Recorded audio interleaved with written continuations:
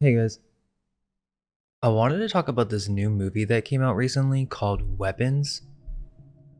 It's honestly an amazing movie, but there are some insane references in here that I think a lot of people are missing, or at least the big movie review channels don't seem to be fully connecting the dots.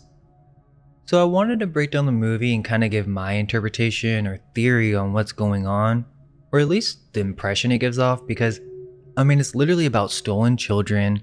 It has Dchrome references, and in my opinion, seems like a huge MKULTRA operation.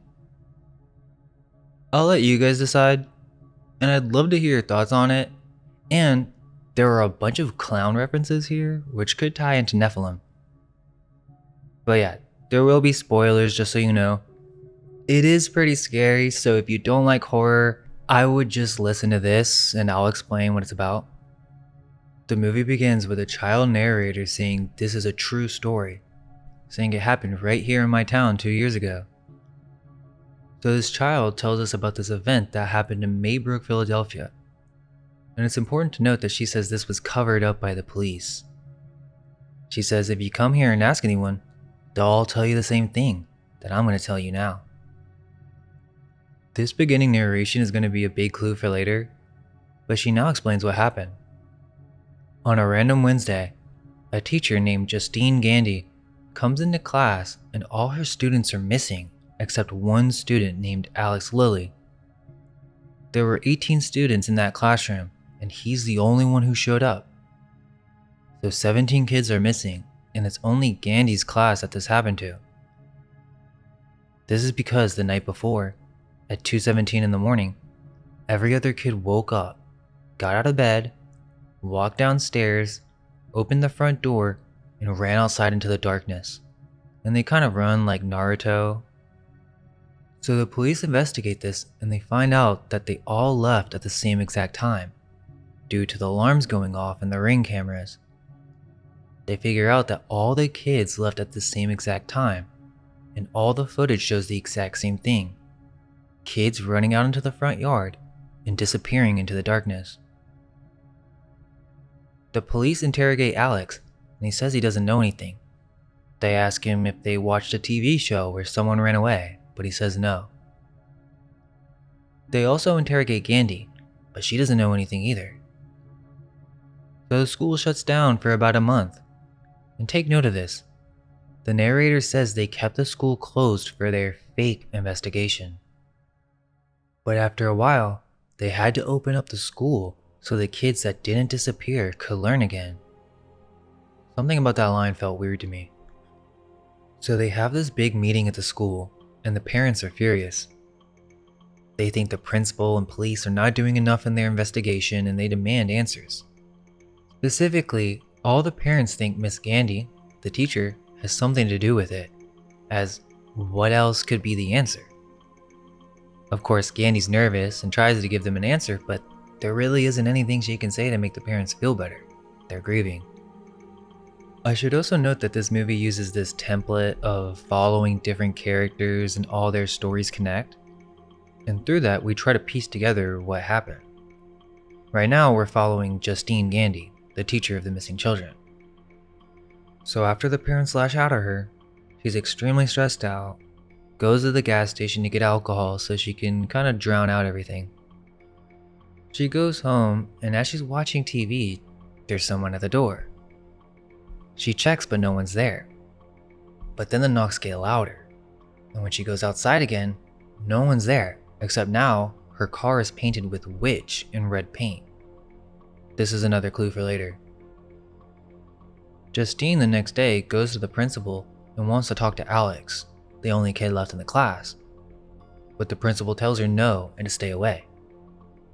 I think the reason she wants to talk to Alex is because they really are the only two left from whatever happened, and she needs some type of closure. After this, she goes to the police station to file a report on the graffiti on her car that says witch, where she sees an old friend who's a police officer named Paul.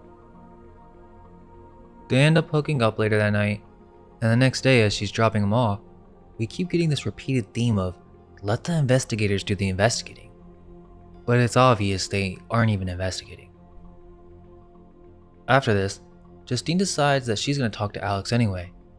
So she follows him home and watches him go into the house in the darkness. She tries to ring the doorbell, but no one answers.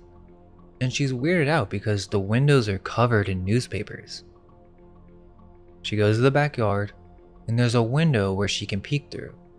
And she sees two people sitting on the couch like zombies, sitting completely still in the darkness. It scares her, so immediately she calls the principal and says, "You need to talk to Alex's parents. Something's very wrong with them." However, the principal isn't really taking her seriously and is mad that she went to talk to Alex anyway. She goes to the gas station to get more alcohol, where she's met by Paul's wife, who figured out that he cheated on her with Justine, and in the scene she pours alcohol all over her. That night she's going to sleep when she has a dream. She's in the school at night, where she walks into the classroom and all the missing children are there. They have their heads down, almost signifying obedience, and as she stares at them, one child lifts his head up. It's Alex, and he has clown paint on his face. She wakes up terrified and then hears that someone is in her house. She's scared and looks around the room, but thinks it's nothing. As she lays back down, on the ceiling is this creepy looking clown woman staring at her. The next day, she decides to try to talk to Alex again. And this time, they do talk, but Alex is being weird. She tries to connect with him, but Alex freaks out, tells her to leave him alone and not to follow him, then runs right back into his house. Justine's like, "What the heck?" and starts knocking on the door, but no one answers. So she sits in her car and decides to watch the house until the parents come out or just to see what's going on, but she falls asleep. Then we get this super creepy scene. A woman comes out of the house late at night while Justine's asleep in her car. She has scissors in her hands, and you think she's going to try to murder Justine. But instead, she gets in the car, cuts Justine's hair while she's sleeping, and Justine never wakes up and doesn't even know what happened. We now move on to our next main character, Archer, who is the parent of one of the missing children.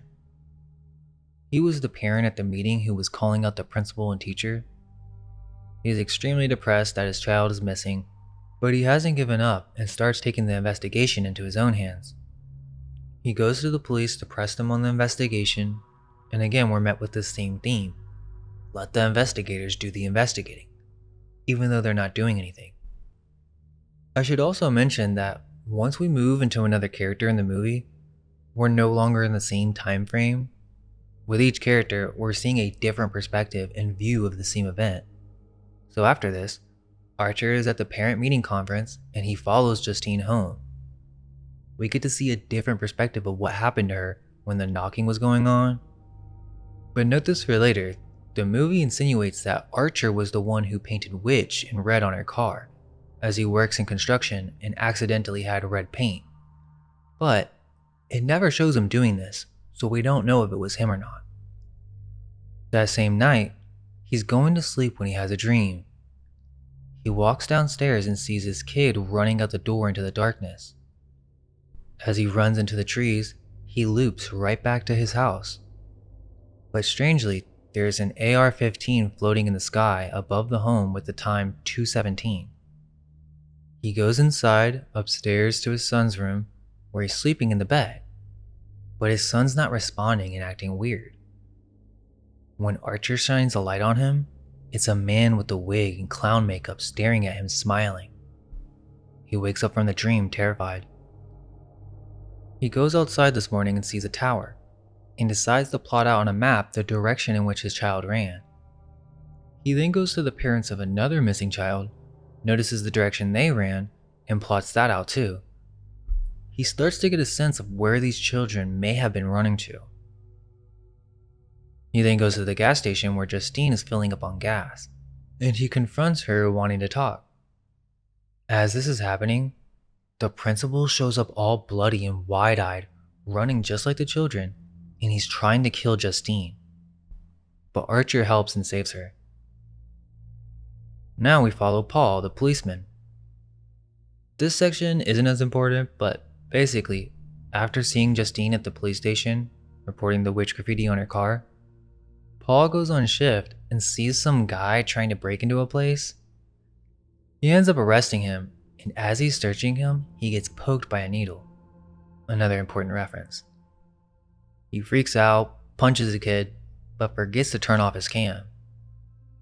So he lets the guy go, goes back to the police station to tell his chief what happened, and they just hope this guy doesn't make a report.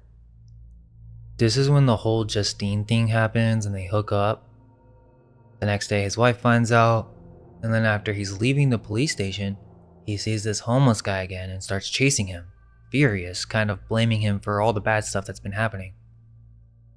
And now we follow James, who is the homeless addict. And this is when we start to get some answers. James is an addict who does whatever he can to make money, mostly stealing. We see him try to break into that place when Paul chases him, and after all that, while it's raining, he walks to Alex's house and breaks in. This isn't really explained in the movie, and we'll come back to it later, but at first, I thought he actually knew this house or something. Apparently he's breaking in just to steal stuff so he can make money. He takes a pillowcase and starts stuffing it with whatever he can, but when he's downstairs in the living room, he notices two people sitting on the couch just blankly staring at nothing. These are Alex's parents. He gets freaked out, but ignores them and just keeps stealing. He even hears noises upstairs, which freaked him out. He then decides to go downstairs into the basement, where he finds all the missing children just standing there in a trance. Then, they all look at him. He gets scared and runs out as Alex's parents start moving towards him. So he runs out of the house with all the stuff he stole and he goes to the pawn shop, where he sees a missing children reward for $50,000. He puts together that those kids he just saw in the basement are the missing ones, and so he calls the police, but they ask him to come in so he can show them where they're at. That's when Paul spots him and chases him down. James runs into the woods to avoid him and thinks that he got away, when suddenly he hears a noise. He looks around in the woods and sees a creepy clown with a wig waving at him. Terrified, he runs to his camp and hides in his tent. Someone's outside. The zipper starts to open, and he grabs 3 of his needles to use as a weapon. He stabs whoever's opening the zipper, but it's not the clown, it's Paul. Paul is now furious about to kill James when James tells him that he didn't mean to do that and that he knows where the kids are. Paul takes James to Alex's house. He goes inside and the door closes. It's midday and Paul doesn't come out for a very long time. Night falls, and suddenly Paul comes out, grabs James out of the police car, and drags him into the house. Now we get to Marcus, the principal of the school. He's at the grocery store with his husband, and he's talking to Justine on the phone, who tells him about Alex's parents sitting on the couch like zombies. He says he'll try to talk to them, but this isn't what he said to Justine the first time we saw this conversation. Next, we see Marcus in his office at school. Instead of Alex's parents showing up, a strange woman in an orange wig with subtle clown makeup walks in. This is Gladys. She says the parents can't come because they have consumption. Marcus doesn't know what that means, but she says she's Alex's aunt and that the parents can't come in. Marcus tells her someone made a welfare complaint and he needs to talk to the parents. It's not really negotiable. Gladys then looks over at the ribbons in his office and asks him who made the complaint, but he won't say. The next day, Marcus is at his house with his husband watching a show on ants and fungal parasites, when Gladys shows up at the door, frantic, asking for water. They let her inside, and instead of a glass of water, she asks for a bowl. They start to get weirded out, but then she pulls out a stick with ribbons that she stole from the office. She then cuts herself with a thorn, puts the blood on the ribbon, then pulls out scissors and cuts the husband's hair. She then rings a bell and Marcus goes into a trance. And then she takes a hair, wraps it around the branch, and snaps it. Marcus immediately attacks his husband, vomits black bile all over him, and then kills him by smashing his head repeatedly. Then Gladys takes the hair of Justine, which she got earlier when Justine was parked out front. She wraps it around a branch and snaps it. Marcus then runs out of the house with the same anime run pose, heading towards Justine. Now we're back at the gas station when Marcus shows up and we see the full scene unfold. Marcus is dead set on killing Justine, but she manages to get in her car and drive away.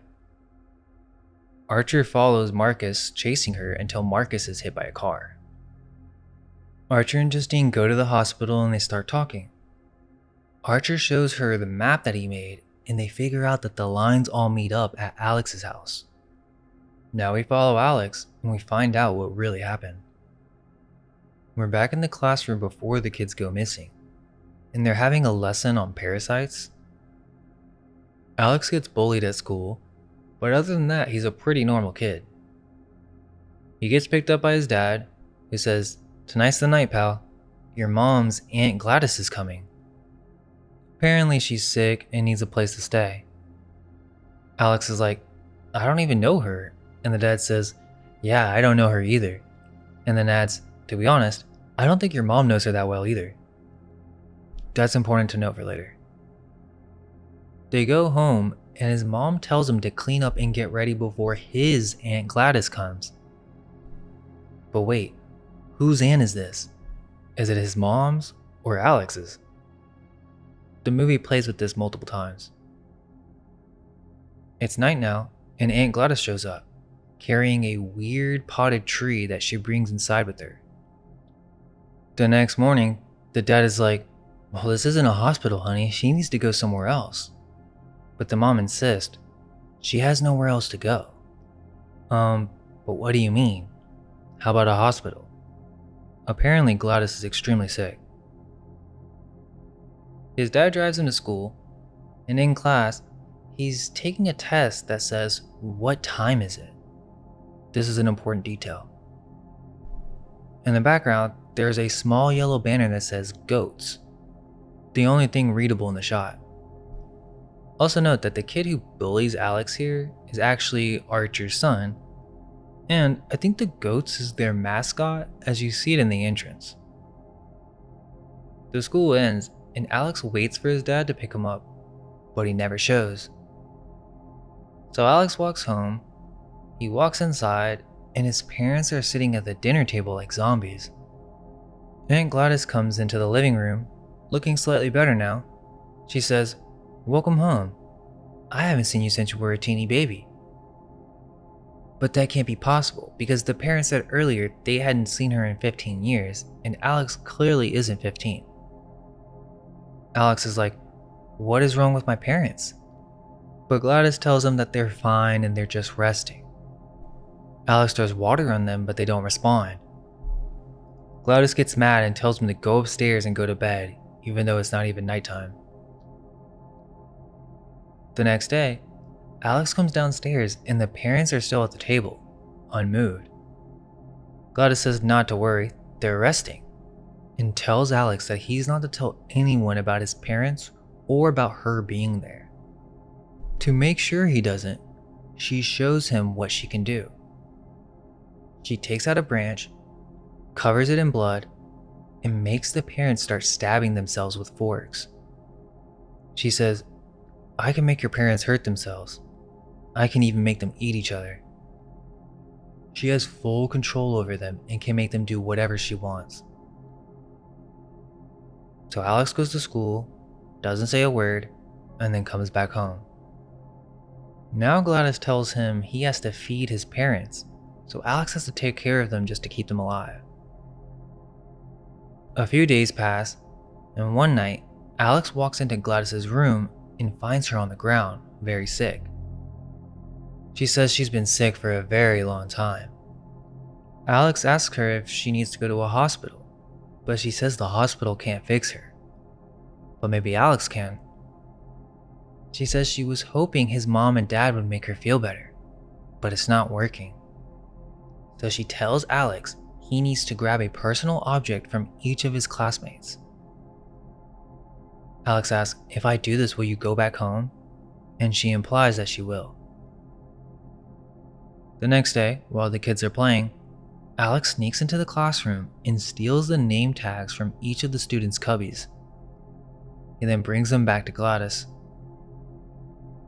That night, he wakes up at 2:15, goes downstairs, and sees Gladys making some concoction or potion out of the name tags mixed with herbs. She even spits into the bowl. At 2:17, she rings the bell. The bell has a triangle and a 6 on it. Triangle has 3 sides, so this is a 666 reference. They both walk outside and watch as all the children start running towards the house and going inside while Gladys is praying. Then we loop back to the beginning where Justine walks in and all the kids are missing. Now we see what happens to Alex after this. Gladys shows up with the mind-controlled dad to be questioned by the police, and the next day, they clean up the house. Gladys makes the kids go hide somewhere else while the police search the house, and the police never really pursued anymore. As Alex walks home one day, we're now back when Paul showed up to the house, and now Paul and James are under trance too. Gladys tells Alex to not step over the salt. We then see Justine and Archer outside. They're there because obviously they think something's going on with Alex's house. They see the cop and are confused, but Paul comes out to the front door and signals for them to come in. They both go inside, and after stepping over the salt, Paul and James attack them. They fight to survive, and James actually pushes Archer into the basement where he sees all the missing children. He tries to find his son, but Gladys is hiding down there and takes control of Archer. Justine survives Paul by shooting him, but now she has to fight Archer. Meanwhile, Alex crosses the salt, which makes his parents start attacking him. He sneaks into Gladys's room, grabs a branch and Gladys's wig, and snaps it. This makes all the missing children chase Gladys and eventually catch up to her, tearing her apart by the limbs. This breaks the mind control over Archer, and Justine survives. Archer runs to find his kid, who is standing all bloody over Gladys's dead body with the rest of the children. The movie ends with the little girl narrator from the beginning. She says that Alex's parents are still being fed soup somewhere, but not by him. He moved to a different town and lives with a different aunt, and she heard that one's a nice lady. All of the kids from his class got reunited with their parents, and some of them even started talking again this year. Then the movie abruptly ends. So yeah, it's a pretty crazy movie, but there's a lot to discuss here, so let's start connecting the dots. First, let's talk about the main interpretations going on. People are saying that it's about weaponizing humans, how ordinary people become tools or victims of something bigger, and that it's really a story about grief and trauma. Some say it's even a metaphor for school shootings because of the AR-15 floating above Archer's house in the dream. Others say Gladys is really just a symbol for addiction and that she represents Kreger's experience growing up with an addict in his life, which makes sense since he did say that the movie is very personal and he tied it to his grief after losing his friend. And yeah, I get all that, and I'm not saying they're wrong, but I think that's the surface level reading, and it doesn't really explain the vast majority of what's actually going on in the movie. It doesn't explain the mind control stuff, the rituals, the clown imagery, the cover-up narration, the parasite lessons, the bells, all of that. So while grief and trauma are there, I think it's far more layered than that. Well, let's start with the school shooting stuff, because the movie is called Weapons. Now, based on what others have been saying, it seems the 217 is symbolic. We see this when the kids disappear and on the gun floating above Archer's house. Some say this is a reference to the Parkland shooting where 17 people were killed in February, so that's 217. And it could be a possible biblical reference to Matthew 2:17, which talks about the slaughter of the innocent male children in Bethlehem by King Herod. Okay, but if that's the case, then I have some questions. Think about it. If this movie is hinting towards school shootings, then that's beyond weird. Why? Because the children get mind controlled and they're put in a secret basement where they're drained of their life force. Not only that, but in the film, Gladys turns Marcus into a Manchurian candidate, while he's also wearing a Mickey Mouse shirt. She takes over his mind and turns him into an assassin to kill Justine. So, if there is a subtle reference to school shooting, it's beyond weird to connect it to these other topics, which is implying a lot. So to me, I think the movie is actually about a government MKUltra-like experiment on a town. And let me break down why. First, we need to discuss the child narrator. Who is she? We never find out any details about her. She says this is a true story and that the story was covered up. But in the movie, we don't really see any cover-up happen. And in the end, it seems like the whole thing gets resolved, right? Or does it? Because the kids are still stuck in a trance. She says that some of them started speaking, so why are they still in a trance? But Archer broke out of his? Something isn't adding up there. What was covered up? Not only that, but she says that Alex went to go live with another aunt. What aunt? They don't talk about her in the film at all. Also note, in the beginning, the narrator, Maddie, says this happened 2 years ago. But that doesn't really make sense with the narrative we're just told, because in the movie, the kids only go missing for about a month before Archer finds them again in the basement. But at the beginning of the movie, she says it was covered up as if it was never solved, meaning the kids were never found. So what's going on here? She's also at the end of the film, so that almost implies that this story isn't over, or perhaps it's about to repeat. Then there's the lack of investigation. Only the parents seem to really care, and in particular, it's really only Archer making a big deal out of this. The principal doesn't seem to be taking it seriously, the police aren't taking it seriously, and honestly, not even Justine. I mean, think about it. If you were a teacher and your whole classroom went missing, are you just gonna go get drunk and forget about it? I would be freaked out, and probably trying to leave town, to be honest, especially if all the parents were blaming me. And the movie highlights this. Let the investigators do the investigation. Well, they're not doing that at all. In fact, why was Justine the only one who noticed the strangeness of Alex and his parents? The movie briefly explains this as the cops investigated the place, but Gladys hid the kids somewhere else. But still, Gladys brought the dad into the police station in a zombie state, and the police didn't think anything weird of it? Who is this Gladys? Is she really the mom's aunt or Alex's aunt? Who is she? The next weird thing, so Alex doesn't know her, the dad doesn't know her, and the mom doesn't even know her apparently, and we don't know if she's Alex's aunt or the mom's aunt. But here's what we do know. She's obviously some type of witch or practitioner of black magic. When talking to the principal, she says the parents have consumption, which is a reference to tuberculosis. And many channels have picked that up, saying that this hints to her being very, very old, possibly 200 years old. But what I haven't heard anyone say is consumption is tied to vampires. So this hints to Gladys being some type of vampire or parasite, as throughout the film there are parasite references. We see it on the whiteboard during Justine's dream, the aunt on the TV, and when Alex is at school during a lesson. This is why I believe the trauma and grief stuff is just surface level, because there's no need to add all this extra symbolism if that's all you were going for. This is literally tying Gladys to the elites in Dchrome. And interestingly, Gladys is actually Welsh for royalty. This is exactly what's happening. She's dying and she needs to feed off the life force of others to stay young. And she does this through stealing 17 children and feeding off their life force, which heals her from her sickness.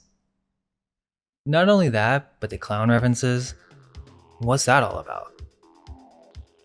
Shout out to Understanding Conspiracy. I'd love to hear his take on this movie. But yeah, the clowns could be a reference to Nephilim and possession. But here's another thing that I haven't heard mentioned by others.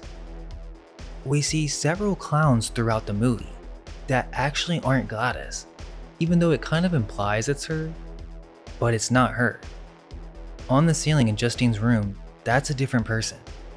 And in Archer's dream, it's not Gladys, it's a man in a wig, which could be a trans reference. Then in the woods, I think it's another man. But this is what led me to believe it's actually a mass experiment and Gladys is not the only one involved. You see, I think Gladys is a reference for the elite or government of America. Her face paint is red, white, and blue. Gladys means royalty, but it also means land or nation. So I take this as meaning government. She has full control and power over this town. She can make anyone into her puppet. She's kind of like a shadow government controlling things from behind the scenes. Then we have the blood and sacrifice symbols. There are biblical references in the film, and if 2:17 is referencing sacrifice, then that would make a lot of sense. Not to mention that in order for her to exert her will on others, it requires blood, which ties back to the Dchrome reference. Not only does she require the children for life force, but she uses the blood in her rituals. The children are literally the goats. The school mascot is a goat. And that's not just random. That's another reference to Satanism and sacrifices, because the goat has always been tied to ritual offerings and to the image of Baphomet. The kids are the sacrifice, 17 of them, all marched out at 2:17 in the morning like lambs to the slaughter. And it lines up perfectly with the biblical references and the blood ritual stuff that Gladys is doing. Then there's the idea of memory implantation. And I didn't even come up with this. There's another big movie review channel that noticed this too. You see, the parents don't seem to know Gladys, yet they welcome her in. And some people suggest that Gladys isn't actually related to them, but she has the ability to implant memories into people. Sounds like a stretch, but she does have the ability to enter others' dreams. Not only that, but she's forcing them to have out-of-body experiences. When Justine walks into the classroom, there's a poster referencing spirit, and when Archer wakes up in his dream, he can see himself sleeping. At first I thought this was Gladys, but how do we know that for sure? You see, when Justine has the dream, that kind of makes sense because it happened after she looked through the window. So you could say maybe Gladys saw her and using her magic, she entered the dreams to mess with her. But why? And the lady in the ceiling isn't Gladys, it's some other person in clown makeup. Then what about Archer? If it's Gladys, then why did she enter Archer's dream? He hasn't done anything yet or even gone close to Alex's house. He was spying on Justine, but that's about it. And technically, if we're looking at this linearly, Archer is the first one to have the clown dream, as it happens on the same night her car gets painted with witch. But how? As Archer hasn't made any connection to Alex or Gladys yet, so why does he have this dream? And also note that it isn't Gladys, it's some weird man dressed up as a clown. So there's that, which to me hints that the people in general are going through some type of sick experiment. And another thing, I haven't heard anyone mention who painted witch on her car. The movie implies it was Archer, but why would he do that? He doesn't suspect her of being a witch, and we're never shown him painting it, or who even knocked at the door. Why would Gladys be messing with Justine at this point, calling her a witch, if she hasn't even shown up at Alex's house yet? She's not some god that could just teleport around, and there's no reason for Gladys to mess with Justine, or at least just at this point. So who painted the witch thing? Archer was watching during this time, but it doesn't seem like something he would do, and I don't think he knocked on the door. It's most likely whoever's running this experiment, the one who did it. It's actually possible that they may be in a loop and we aren't looking at this from an interconnected storyline, but actually watching the experiment repeat. Okay, so let's tie this all together. The town is under a government MKULTRA-like experiment, and they could all be in a trance experiencing a false reality to a certain degree. This would explain the lack of investigation from the police, It's kind of like this Pennywise town trance because they're all in a dream. Gladys represents the handler, or the clowns do. Gladys is just representative of the experimenters manifesting inside of the dream, but there are multiple handlers, which explains the different clowns and why Archer was having dreams before even investigating this. These clowns represent the US government or intelligence agencies experimenting on citizens, and in particular, a secret cabal of Satan worshippers who rely on youth to continue to live. The bell has 666 on it, if you take the triangle into consideration, 36. She obviously is a practitioner of blood magic and voodoo, to make the connection even more clear. Not only that, but the bell is a trigger. The sound goes off and they turn into sleeper agents that then can be commanded to do anything the handler demands. It's not Gladys who's entering the dreams, but this is their subconscious waking up to the fact that they're in an experiment. There's nothing in the movie that explains how Gladys can enter dreams, and James the addict sees a clown in the woods while he's still awake, meaning he's hallucinating. Think about it. 17 kids go missing. They all live in houses with Ring cameras. You don't think the cops are going to investigate everyone's home camera and see where the children ran off to? Why was Archer the only one who tried to pinpoint where the kids ran off to? It's because it never happened. How do we know the story's even true? Maddie, the narrator at the beginning, says this happened 2 years ago. She sounds like she's no older than 6 or 8, so how old was she when this happened? And keep in mind, Alex is 10 here. So how does she know about this, and who told her these gruesome details? Maddie is the experiment playing on repeat, and the idea is to review how this trauma affects people and how they can be turned into weapons. And remember, all the characters are experiencing trauma. Justine is an alcoholic, Archer is grieving, James is an addict, Paul hates his wife, and so on. There are whale references in this movie as well. In the classroom we see mysticity, symbolizing the children being innocent, and then the odontoceti, or turning into toothed whales, becoming corrupted or weaponized. But I would also argue that perhaps is a symbol for being in the belly of the whale, or this experiment that the town is going through, and how all the people are inside of it being parasited off by whoever's running it, which connects it to Jonah and biblical exile or trials, which ties straight into the 2:17 sacrifice references. Keep in mind, Kreger was a part of the Whitest Kids You Know with Trevor Moore, so he isn't a stranger to deep rabbit hole conspiracies. There are multiple skits that talk about secret societies, rituals, and Satanism. So that's my take. It's about a secret MKUltra program taking part on a town. They're implanting people with fake memories, feeding off the life force of children, while also partaking in a trauma experiment on the parents in which they are turned into sleeper agents and programmed against their will. The end of the movie never makes it clear if this is over. These kids are traumatized forever, and only some start talking. We never find out what happens to Alex's parents, and now he's living with some new aunt that we have no information about. So if you really think about it, the movie never actually ends. It just cuts off right when the experiment resets. And the scariest part is, maybe that's the point. Maybe we're not just watching a horror story, we're watching a test run. Look at everything that happens. The kids are stolen and drained. The parents are turned into weapons. The cops don't investigate. None of the memories add up. Even the narrator herself is a part of the cycle. And it all points to the same thing. A program that feeds off trauma while programming people into obedience.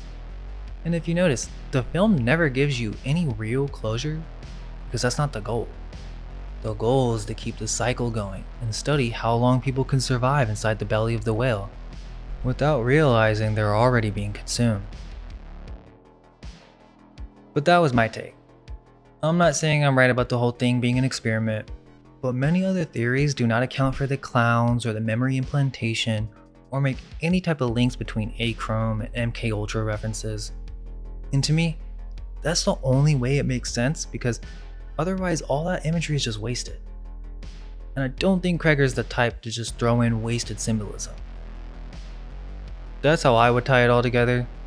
This movie's about parasitism, about blood sacrifice, sleeper agents, and how trauma and addiction and grief can all be weaponized. And whether you read Gladys as a witch or a vampire or a government handler, the result's the same. She takes control of people and turns them into weapons. She feeds off of youth to keep herself alive, and the whole town becomes her experiment. So yeah, that's my theory.